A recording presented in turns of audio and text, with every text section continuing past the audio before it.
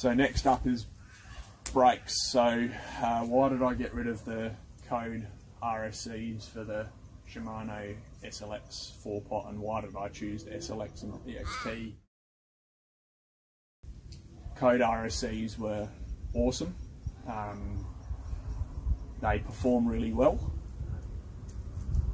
but part of me was left wanting a little bit in terms of some of the performance when things got quite warm, and then repeat downhill performance as well. So I went searching around, had a look for these SLXs, managed to get them quite cheaply, and then sold the RSCs about 3 months later. So the plan was to run these, and then depending on which one I liked better, was to keep the ones that I like better and go. I did have a slight preference for these because on my hardtail I've got the 2-pot versions of an older Shimano, so bleeding wise so much more simple, easier. You can do the mini bleed as well, which freshens things up pretty quickly. I just hate dot fluid as well, corrosive nature. I think I've actually spilled some on the frame somewhere because there was a bit of paint that actually came peeling off at some stage, so wasn't impressed with myself. It's my own fault for that when I found it later and saw some paint coming off, so not impressed. And the time spent to get a good bleed with SRAM ones as well.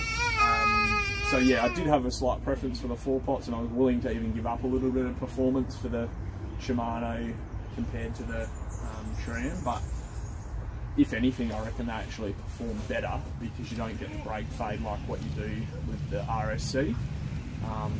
Yes, you don't have the bite point adjust, but there's things that you can do in terms of moving pads in and out and stuff, but I haven't needed to. That little mini bleed that I think Greg Menard posted it not long ago, I've been doing that occasionally.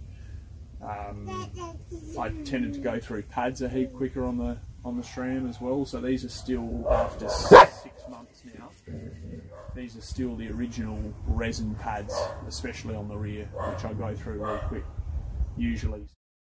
I've been staggered by that. I was just going to run them and then replace later with metallic, but yeah, I don't reckon I've ever had a pair of resin pads last this long, so pretty happy with that as well, and overall ease. So very happy with the Shimano 4-pot versions.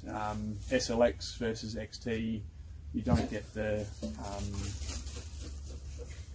stroke contact point thing on the SLX versus the XT, but from what you read anyway, they don't really do all that much.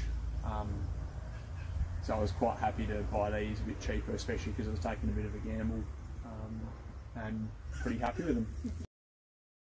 So let me know what you reckon, and if you've got any questions about them as well. It might be a bit of an unpopular opinion, but for me and for the riding that I do, the enduro mostly, but quite often downhill stuff, and trail, they seem to do the job really nicely. So hopefully that helps, and thanks for watching. Cheers.